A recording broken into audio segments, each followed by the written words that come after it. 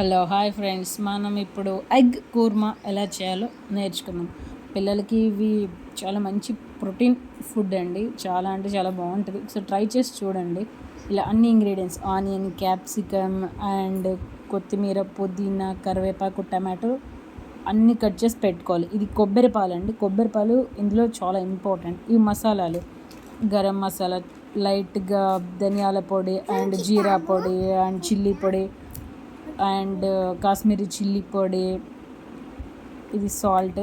Bowl పెట్టుకొని మనం అందులో ఆయిల్ వేసుకొని అన్నీ అండ్ చెక్క, లవంగా అండ్ అలాగే ఆనియన్, క్యాప్సికమ్, టమాటో వేసి బాగా మగ్గిపోయేలాగా, పచ్చి వాసన పోయి మగ్గిపోయేలాగా బాగా వేయించుకోవాలి. ఇది చాలా మంచి ప్రోటీన్ ఫుడ్ అండి. ఎందుకంటే ఎగ్ కూడా ఇందులో మనం యాడ్ చేస్తున్నాం, కొబ్బరి పాలు కూడా ఇందులో మనం యాడ్ చేస్తున్నాం.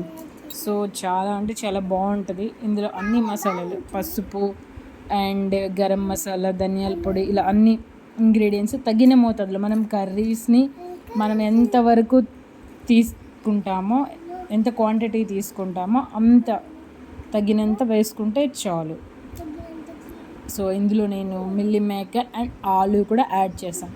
మిల్లీ మేకర్ అనేది పిల్లలకి మంచి ప్రోటీన్ ఫుడ్ అండి. అండ్ ఆలు ఇలా చాలా బాగా మగ్గనివ్వాలి.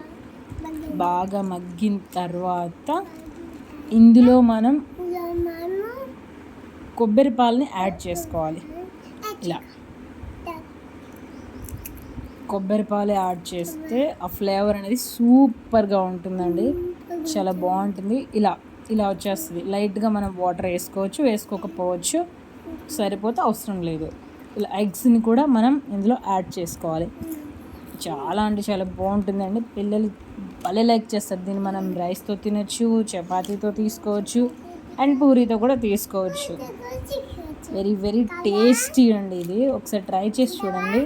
అండ్ మంచి ప్రోటీన్ ఫుడ్, డైట్ చేసే వాళ్ళకి ఇది మంచి ప్రోటీన్ ఫుడ్ కూడా అండి.